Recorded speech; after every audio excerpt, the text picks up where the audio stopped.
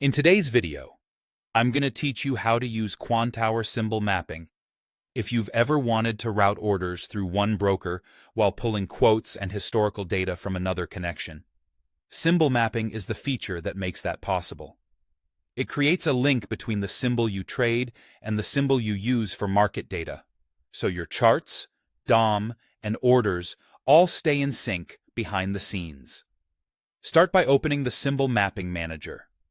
From the Control Center, go to Miscellaneous, and then select Symbol Mapping Manager. This opens a clean table view where your existing mappings will appear and where you can create new ones.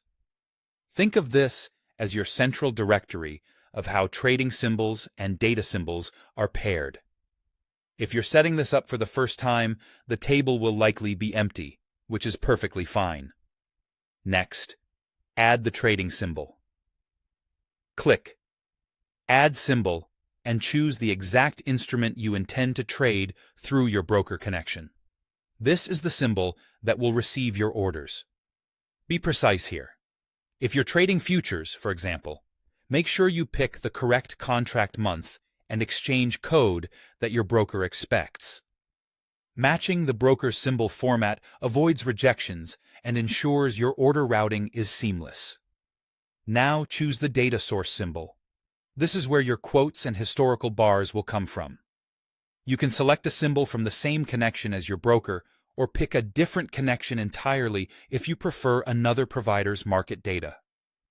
Many traders use a dedicated data feed for deeper order book details or more complete historical records while still sending orders through their brokerage account. The key is to select the data symbol that truly corresponds to the trading symbol you just chose. After that, select the mapping type. Simple mode is the fastest option. It uses one symbol name for everything. Level 1, quotes, Level 2, depth, and historical data.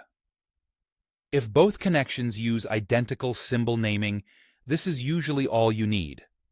Custom mode gives you more control.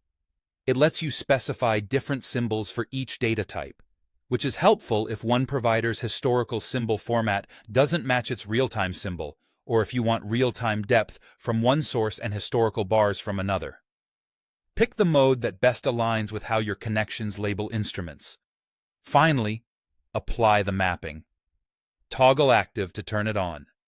Once active, Quantower will route orders to your selected trading symbol while displaying data from your chosen source, keeping your analysis and execution tightly aligned.